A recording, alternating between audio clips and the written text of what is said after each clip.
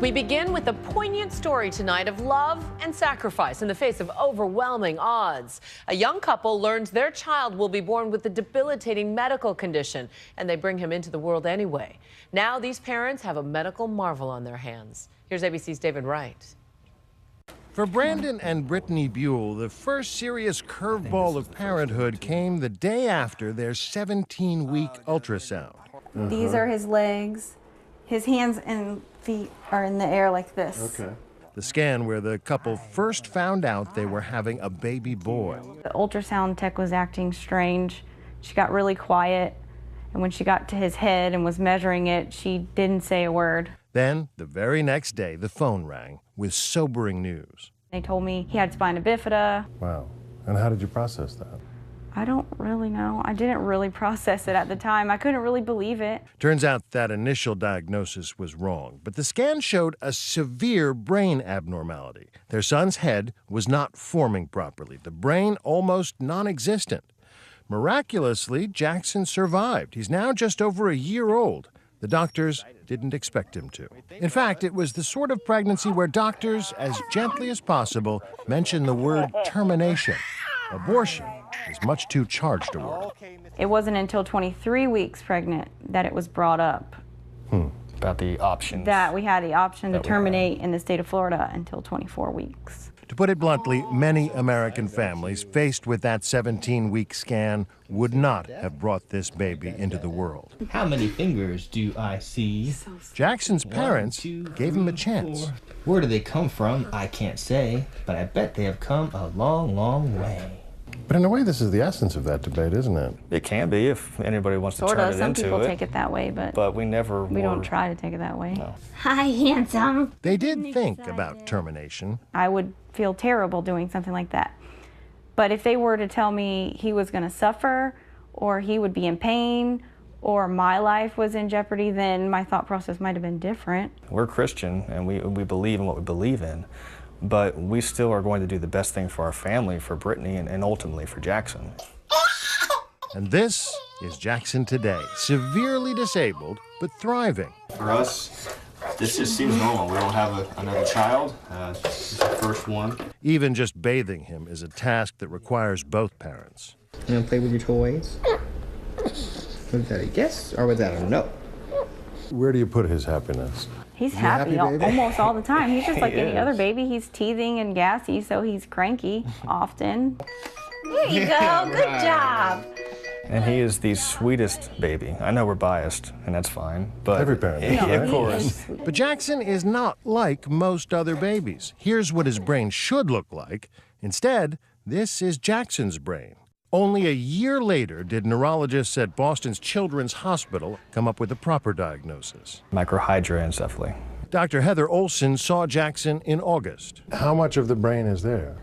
So very little. Will he ever be able to talk? I would be shocked if he could. Will he ever be able to walk? Independently, very unlikely. There's no prognosis. Doctors are surprised he's made it this far. Do you have any sense as to how long he can survive with this? I don't know. I don't have a crystal ball. It really depends on the medical complications. Such a good boy. He's only made it this far with the help of his parents.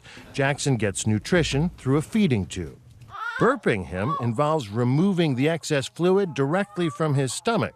He sometimes suffers from mild seizures. Even when he's really calm, sometimes he'll go into a slight seizure. Is he suffering? I don't think so. He was irritable when I saw him, and there's nothing about this that causes pain per se. Pain and suffering are not necessarily the same things. In the end, the doctors themselves say that science alone can't answer that question.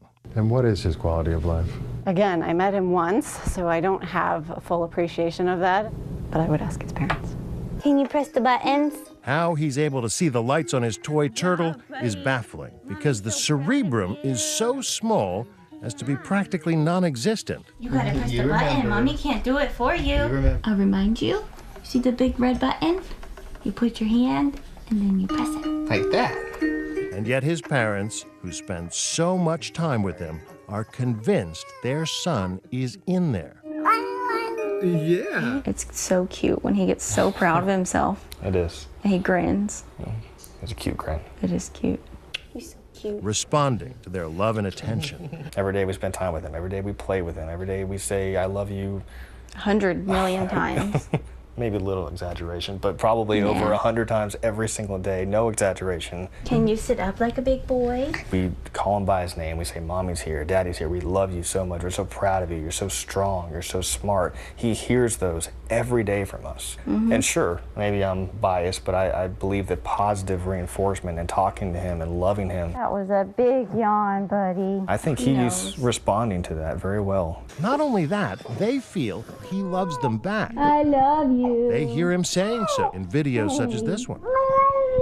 I love you. And even if others may not hear it, these parents feel it. But Brittany and Brandon also hear from the naysayers. Whenever they post Jackson's photos and videos online, people write the most terrible things. And we can't fathom what kind of people would, one, think something like that about an innocent child, especially one with special needs, and two, actually hit the send button. He's a lucky boy.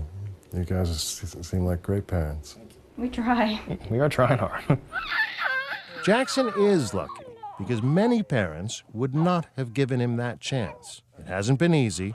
A lot of his treatments, including that trip to Boston, are not covered by insurance. They've had to resort to a GoFundMe campaign, which is covering most of their bills for now. Every decision that we have ever made for him have been about his happiness, his comfort, no matter what that meant and no matter what the cost. I feel like Jackson's doing so well and can teach the medical world so much. And we realize that Jackson's life has a purpose, whether you are faith-based or whether you just are scientific and want to see more about medicine, learn more about the human brain.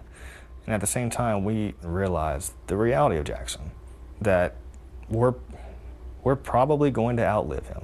There is an excellent chance of that. We're just trying to give him the best life possible. Knowing that it might be a short one. We realize that. So every day is precious. Ordinary people struggling with an extraordinary burden and doing it with love. I'm David Wright for Nightline in Tavares, Florida.